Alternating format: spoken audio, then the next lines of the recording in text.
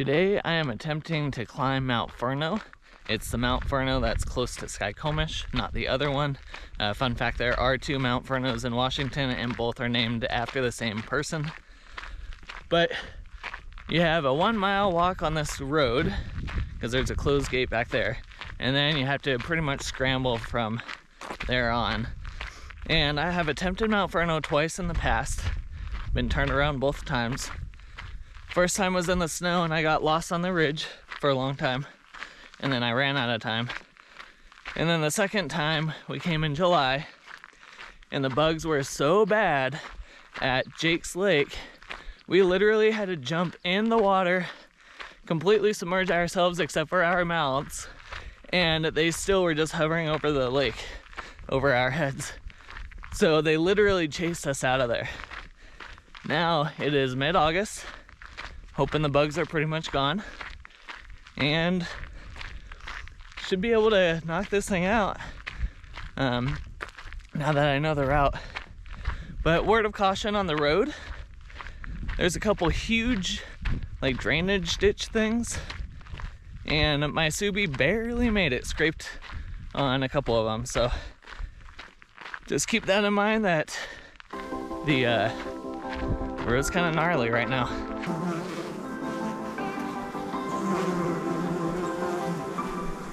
So that's Mt Fernow there in the distance. And driving up here, it looked super smoky, but actually it's not that bad.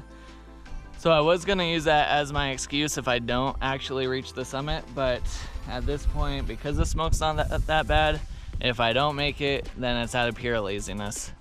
And I don't really wanna admit that I'm lazy. So I guess we're gonna have to finish this off. 1 mile in and I've already made a wrong turn. Definitely need to listen to my gut on this one. The whole time you want to stay up high on the ridge, and following the road there was a split where one of the splits is, I don't know, blocked up and destroyed. So continued following the road and it went down, and that's where I got lost the first time.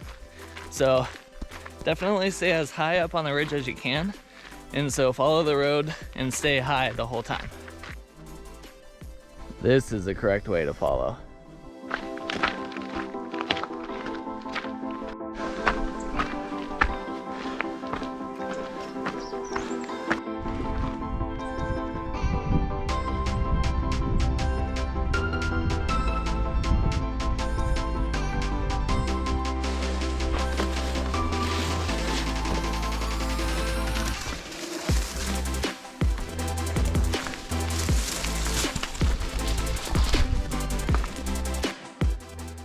The ridgeline is definitely steep to get to, but once you're there, then it's pretty easy going. But it's definitely a butt kicker. At least it's in the shade.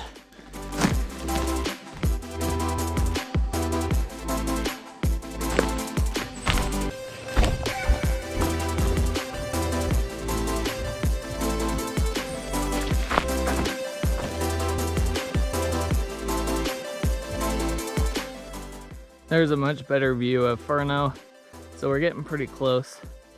And then way in the background, I don't know if you can see it, is Glacier Peak, and I have never seen it so empty of snow.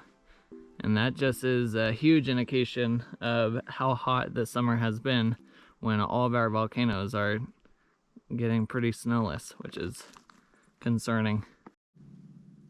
I keep experiencing the same thing over and over. I will repeat, stay high as possible to follow the ridge, because that's going to be the easiest route. I just got suckered in way down there and then had to scramble through all the trees on pretty steep terrain just to get back to where I should have been in the first place. So stay high on the ridge.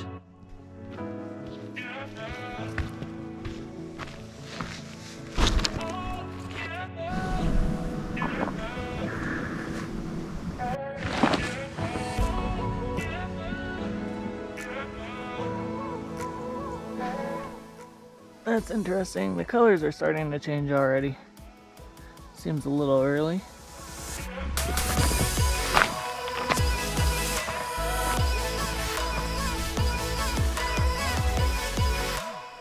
So there's the lake. It's a super pretty lake, but I don't really want to go down and try and see if there's a bunch of mosquitoes. So I packed enough water that should get me back up to the summit and back down. And then I can, if I need water, I have a filter so I can go down to the lake and filter if need be. But our route's gonna start going up that way. So we're pretty much at the base of Fernow at this point. There it is, up there.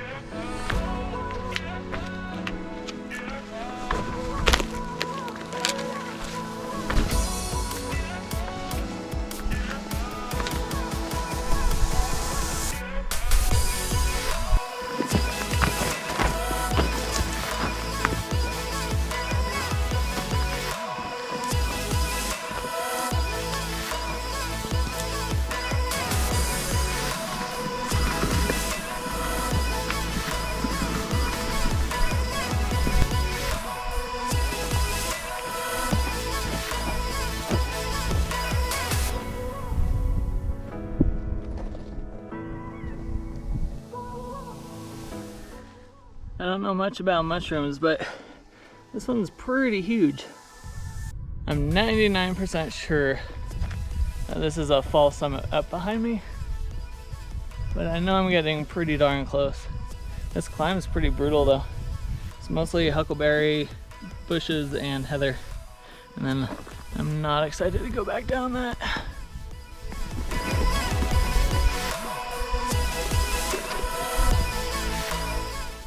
Yes, I finally made it to the top of Mt Fernow. Third time's the charm. There's your 360-degree view. It's pretty stunning up here. Definitely a lot of hard work to get up here, not gonna lie. And it's gonna be just as difficult on the way down. But I'm glad to knock this one off my list. Got perfect views right now of Glacier Peak. Mount Rainier is actually hidden back there. Mount Daniel's over there. I think that's Iron Cap. And what's really interesting, I doubt you'll be able to see it, is there's a fire right over there. So I don't know if that's like the new Nason Creek fire or what that is, but there's definitely a fire burning right there. The bugs up here are actually pretty bad. That's pretty annoying. Now I know why there's so many bugs. Look at this. It's a bunch of flying ants up here. Weird. Always make sure to look for a registry. Get your name on that list.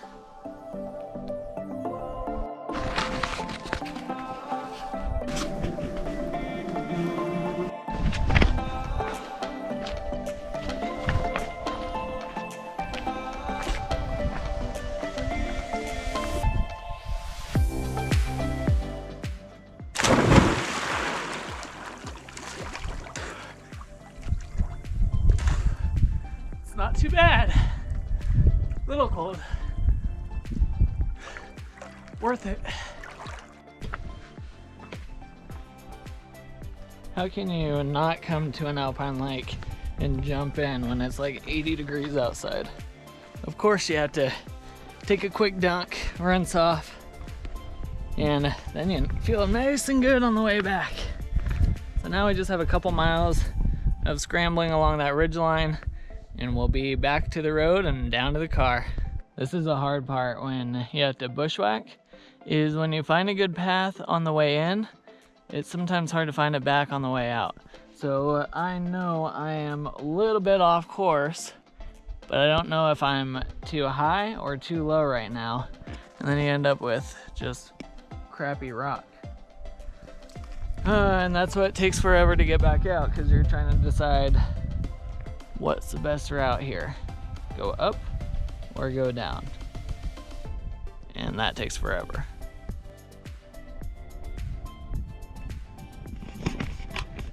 See, it's stupid decisions like that and not remembering your route that can get you in a lot of trouble. I decided to go up because I knew at least that would go through, but it's pretty steep and it's a lot of rock scrambling. So if I had gotten myself into a bad situation and hurt, I'm the only one out here, and that would have been a really dumb move, and then I'd put SAR at risk to come out here and save me. So, word of advice, just try and remember exactly the way that you went so that you can follow it back. I'm finally back on the main route after my stupid mistake. That cost me about 35-40 minutes in a section that should have only taken about 5 to 10 minutes to finish. So now I'm putting myself behind to get back in a reasonable time. So the name of the game on stuff like this, avoid stupid mistakes, but also don't get injured. So at least I checked off 1 of 2 of those so far. Still got time. We'll see what happens.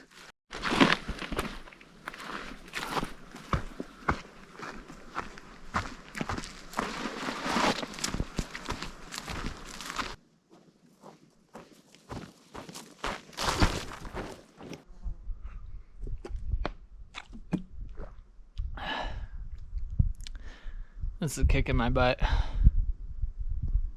Not gonna lie. One more hill to climb, and then it should be mostly downhill from there. But it is freaking hot. Oh, cool, I can see Sloan Peak in the distance.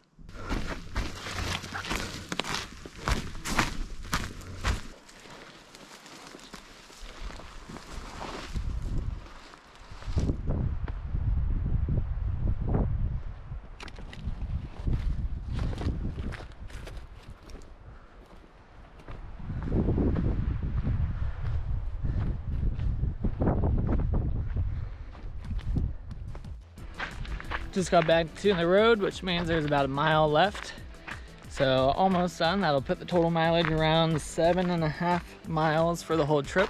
Total elevation is going to be around 3,400, and that includes all the up and down that you do along the ridge line. Overall, I'm glad I checked this one off. Now I don't have that desire in the back of my mind to come finish it. It's a tough hike. It's definitely tough. Definitely make sure you have good traction on your shoes, because a lot of the terrain is just really loose pine needle, slopey type terrain, and for me personally, I absolutely hate that stuff. For me, I'd rather be on the rocks and scramble through rocks than on that type of stuff. But overall, I would say this is definitely more for advanced hikers to be able to get out here, or at least give yourself all day long to get this done. And if you're doing it in the summer, make sure it's after July, otherwise you're gonna get swarmed with mosquitoes, and it's gonna be hot in the summer. So bring something that you can filter water and carry plenty of water, because the only water source is the lake. So overall, like I said, I'm glad it's over.